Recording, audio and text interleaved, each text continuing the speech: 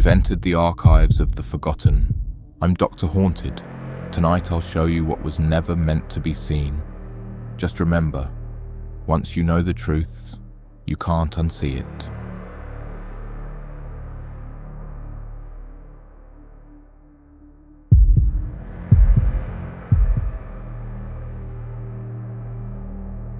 I took the night security job at Clearwater Community Pool to earn extra money during my summer break from college. The pay was decent for watching an empty pool from midnight to 6 a.m. and I figured I could catch up on reading between rounds. The pool had been built in the 1960s with that classic kidney shape and aging concrete deck. During the day, it bustled with families and swim lessons. At night, it became something else entirely. Too quiet, too still, with the underwater lights casting eerie blue shadows across the empty deck. My supervisor, Janet, gave me the usual warnings during training. Check the chemical levels hourly, walk the perimeter every 30 minutes, and never, under any circumstances, turn off the pool lights. Why not? I asked. She hesitated. Equipment malfunction. If the lights go out, call maintenance immediately. Don't try to fix them yourself. The first week passed uneventfully. I'd patrol with my flashlight, check the pump room, then settle into my chair to read. The pool lights hummed softly, creating rippling patterns on the bottom. On my 8th night, I heard splashing around 2 a.m. I grabbed my flashlight and walked to the pool edge. The water was perfectly still, glowing blue-green under the lights. Probably just the filtration system, I told myself. At 2:17 a.m. I heard it again, distinct splashing, like someone doing laps. This time I saw ripples spreading across the surface, but no swimmer. The next morning I mentioned it to Janet. Her face went pale. "What time exactly?" she asked. 2:17 a.m. She closed her eyes. That's when it happened. July 15th, 1987. A teenager named David Paulson was swimming after hours with friends. They'd cut through the fence. David was the strongest swimmer, so he went first to prove the pool was safe. What happened to him? Drowning. By the time his friends realized something was wrong and called for help, it was too late. The strange thing was, David was on the swim team, Olympic-level athlete. He shouldn't have drowned in 4 feet of water. That night, I paid closer attention. At exactly 2:17 a.m., the splashing began again. But this time I saw more than ripples. A translucent figure moved beneath the surface. Strong, rhythmic strokes of someone swimming laps. I leaned closer to the pool edge. The figure stopped swimming and slowly rose to the surface. A young man's face appeared, mouth open as if gasping for air, eyes wide with terror. "Help me," he mouthed silently. "I can't get out." Then he sank back down and continued swimming. I researched David Paulson's death the next day. The autopsy revealed no drugs or alcohol, no signs of injury. The medical examiner was baffled. A healthy 17-year-old athlete had simply drowned in shallow water. But the newspaper archives told a different story. Buried in a small article was mention of equipment malfunction. The pool lights had failed that night, leaving David and his friends in complete darkness. I confronted Janet. She finally told me the truth. The lights didn't malfunction, she admitted. Someone turned them off as a prank, probably security guard who got fired right after. David got disoriented in the dark, couldn't find the ladder or pool edge. He swam in circles until exhaustion took him. Who turned off the lights? We never found out for certain. But every night, guard since then has reported the same thing. Splashing at 2:17 a.m., always 2:17 a.m. I quit the next week, but curiosity brought me back one final time. At 2:17 a.m., I waited by the pool. David appeared again, swimming desperately. This time I called out, "The ladder is to your right, David. 3 strokes to your right." He stopped swimming, looked up at me and nodded. Following my directions, he swam to the ladder and climbed out. For a moment, he stood on the deck, water dripping from his ghostly form. "Thank you," he whispered. I've been looking for the way out for 35 years. Then he faded away. The new night guard tells me the pool has been quiet ever since. No more splashing at 2:17 a.m. No more desperate swimming in circles. But sometimes, during busy day shifts, lifeguards report a helpful presence, a gentle current that guides struggling swimmers towards safety, unseen hands that seem to support tired children. David found his way out of the water. Now he helps others do the same.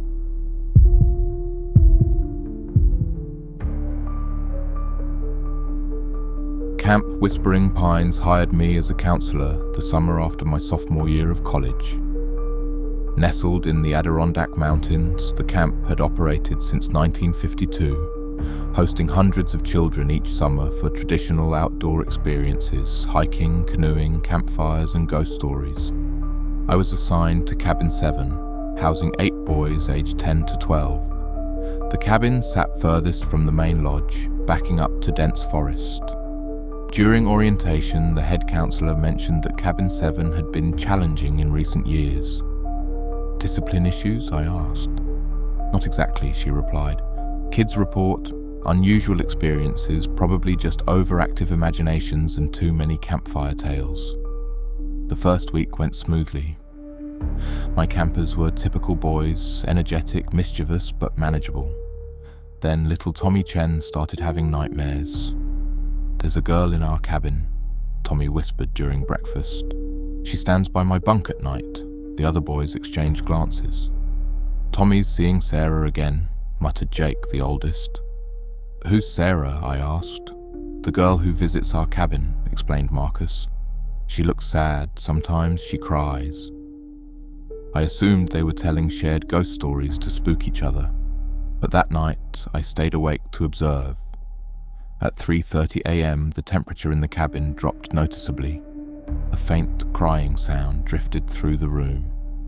In the moonlight streaming through the window, I saw her, a girl about 10 years old in an old-fashioned white nightgown, standing beside Tommy's bunk. She reached out as if to comfort him, then noticed me watching.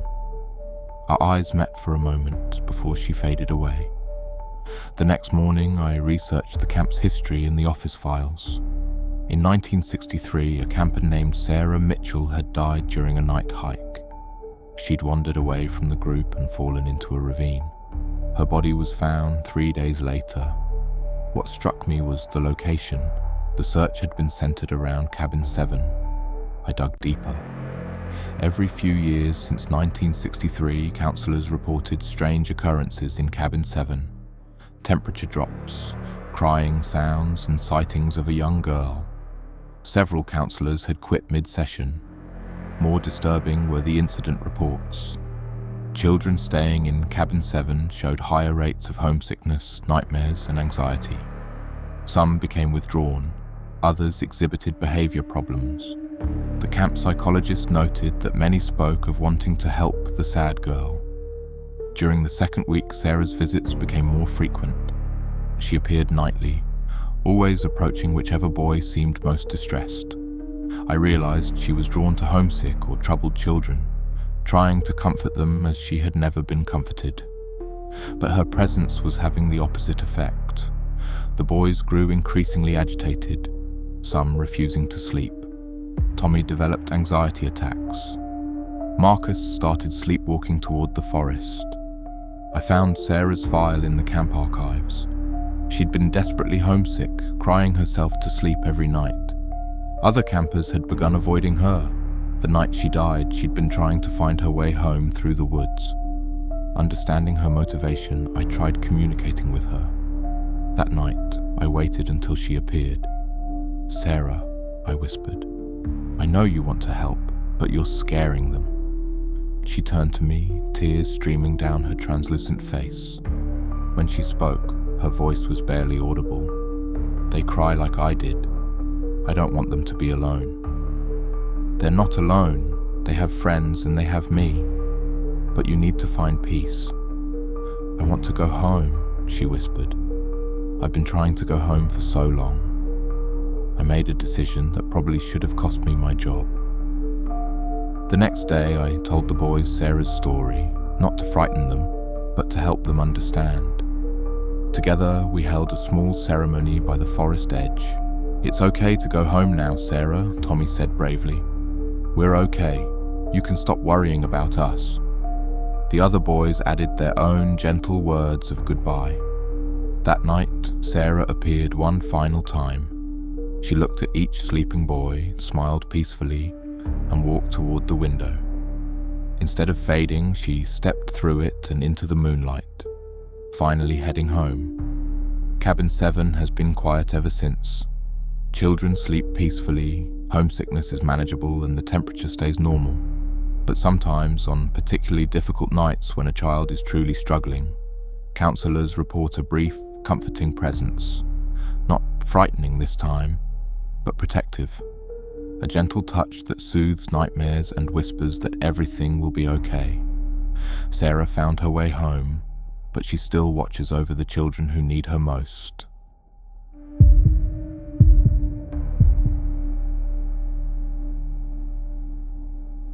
My friends and I rented a beach house in the Outer Banks for our post-graduation celebration. The rental was surprisingly affordable for oceanfront property, a weathered 2-story cottage just 50 yards from the surf, with wraparound porches and panoramic ocean views. The owner, Mrs. Blackwood, met us with the keys. She was elderly, nervous, and oddly insistent about certain rules.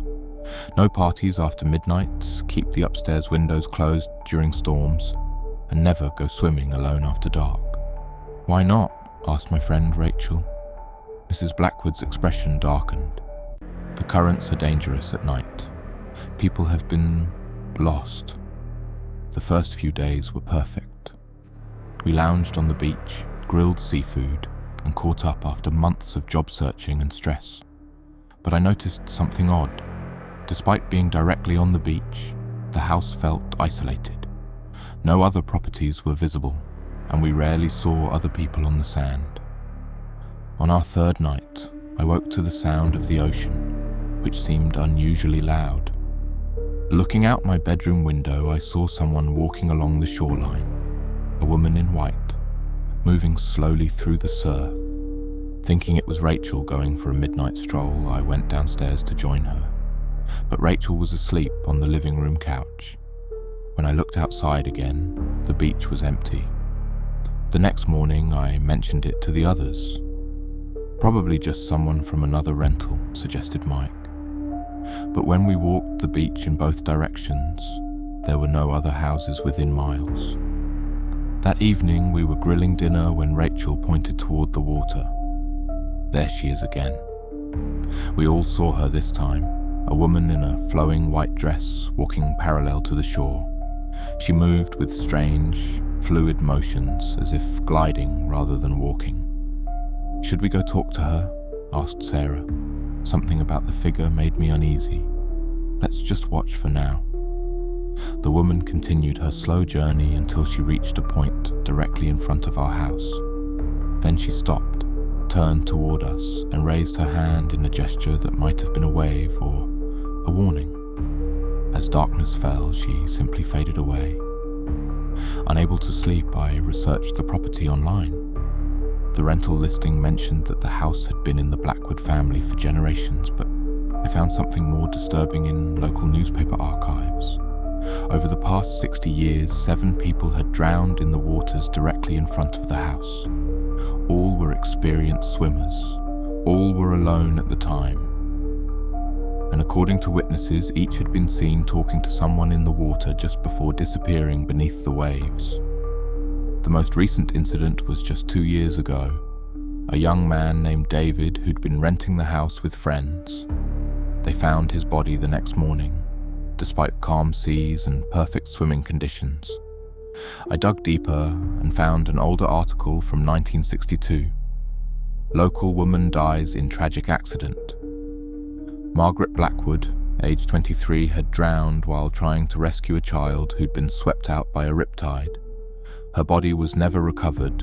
Margaret Blackwood, Mrs. Blackwood's daughter. The next evening, I waited on the beach. Margaret appeared as the sun set, walking her eternal patrol. This time I approached carefully. "Margaret," I called softly.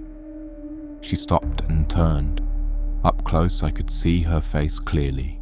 Young, beautiful, but filled with infinite sadness.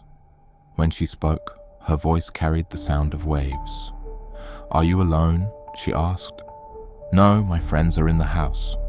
She seemed relieved. "Good. I try to warn people, but they don't always listen. The water, it calls to them, especially when they're alone. You're trying to protect people? I couldn't save the child. I've been trying to save others ever since." She gestured toward the ocean. "But some don't understand. They think I'm calling them into the water."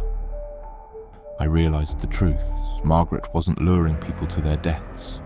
She was trying to prevent them, warning against swimming alone. But her ghostly presence had the opposite effect, drawing curious swimmers into dangerous waters. The next morning I called Mrs. Blackwood and gently told her what I'd learned. Through tears, she confirmed that Margaret had died trying to save a drowning child. "She was always protective," Mrs. Blackwood whispered. "Even as a child, she looked after everyone." That evening, I returned to the beach with a message. When Margaret appeared, I told her, "Your mother knows you've been trying to help. She's proud of you, but maybe it's time to rest." Margaret smiled for the first time, her face peaceful. "Tell her I love her, and tell her I saved the child." In the end, I did save him. As she faded away, I understood. The child she'd tried to save in 1962 had survived, living a full life because of her sacrifice.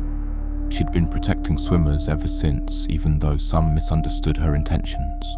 The beach has been quiet since Margaret moved on. Mrs. Blackwood lowered the rental price and removed the midnight swimming restriction. But sometimes, on stormy nights, locals report seeing a woman in white far out in the waves, not walking the shore anymore, but swimming joyfully in the deep water, finally free.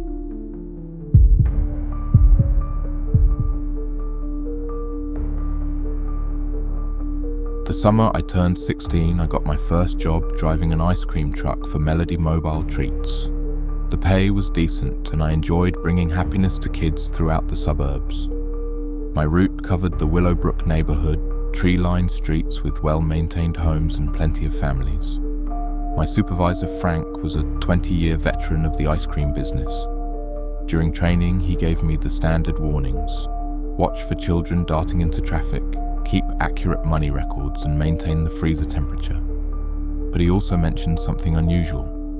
If you ever see another ice cream truck on your route, an old yellow one with faded paint, don't follow it.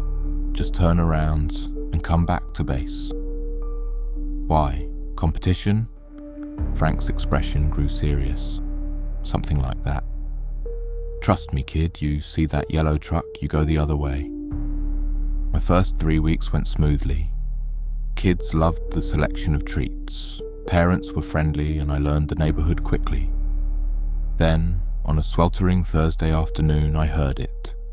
Another ice cream truck playing the same tinkling melody as mine, but slower, more distorted. Following the sound, I spotted an old yellow truck 1 street over. The paint was faded and peeling, with rust spots around the wheel wells. Despite the hot weather, no children approached it. Curious, I drove closer. The truck was parked outside a small blue house with an overgrown yard. Through the serving window, I glimpsed an elderly man in a stained white uniform. He noticed me watching and waved. Something about his smile made me uncomfortable. Following Frank's advice, I left the area immediately. That evening, I asked my neighbor, Mrs. Patterson's, about the yellow truck. Her face went pale. "You saw Mel's truck," she whispered. "That's impossible. Mel died 5 years ago." She told me the story. Mel Kowalski had operated an ice cream route in Willowbrook for 30 years. He was beloved by children until the summer of 2018, when parents began noticing disturbing changes in his behavior. Kids reported that Mel asked strange questions about their families and whether they were home alone. The situation escalated when 8-year-old Emma Rodriguez went missing after being seen talking to Mel's truck. Police found her 3 days later, unharmed but traumatized in Mel's basement. Mel died of a heart attack during the arrest. They impounded his truck, Mrs. Patterson said. It should be in a junkyard somewhere. But children in the neighborhood still reported seeing the yellow truck, always near Emma's house. Emma's family had moved away immediately after the incident. The next day, I researched the address where I'd seen the truck. The blue house had belonged to Mel Kowalski. It had been empty since his death, unsold due to its dark history. Despite my better judgment, I returned to the street that afternoon. The yellow truck was there again, parked in exactly the same spot. This time I noticed something chilling. Children were approaching it. 3 kids, maybe 8 or 9 years old, walking toward the serving window. I jumped out of my truck and ran toward them. "Hey, get away from there!" The children stopped and turned to me, confused. "Get away from what?" one asked. I looked back. The yellow truck was gone, but the children were still standing in the street, looking dazed. "Were you talking to someone?" I asked. "An old man," said a little girl. "He was asking if our parents were home. He had ice cream, but it looked wrong, all melted and grey."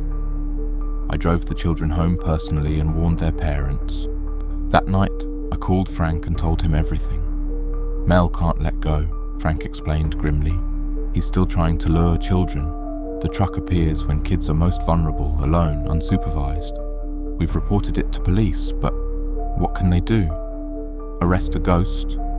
I started carrying a camera and patrol the area more frequently.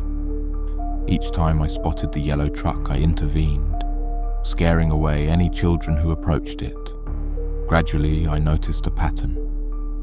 Mel's truck appeared most often near Emma's old house, as if he was still trying to finish what he'd started. 3 months later, I learned that Emma's family had returned to town, not to the blue house, but to a new neighborhood across town. That same week, residents began reporting the yellow truck in Emma's new area. I drove there immediately and found what I feared. Mel's truck parked outside Emma's new home, with Emma herself walking toward it. She was older now, 13, but still small for her age. "Emma, stop," I called out. She turned, recognition dawning. "You're the ice cream man who helped me before." The yellow truck suddenly accelerated, heading straight for Emma. Without thinking, I drove my truck directly into its path. The collision should have destroyed both vehicles. Instead, the yellow truck simply passed through mine like smoke. But something had changed. I could see Mel clearly now, his face twisted with rage and desperation. "She's mine," he screamed. "I've been waiting." "No," I said firmly. "She's not yours. She never was. It's over." Mel's truck began to fade, his angry shouts growing fainter. As he disappeared, I heard him whisper, "I just wanted to make children happy." Emma was shaken, but unharmed. The yellow truck never appeared again. Frank retired the following month, selling the ice cream business to a national chain. Before leaving, he told me something I'll never forget. Some people become so twisted that death doesn't stop them, but sometimes all it takes is one person brave enough to stand in their way. Emma's family moved away again, this time out of state. I finished the summer season and went back to school, but every summer since I volunteer with neighborhood watch groups, keeping an eye out for children who might be in danger, because predators don't always stay buried and someone needs to stand guard. That concludes tonight's case, but the shadows don't sleep. I'm Dr. Haunted. Until next time, keep your doors locked, your lights low, and your nightmares closer.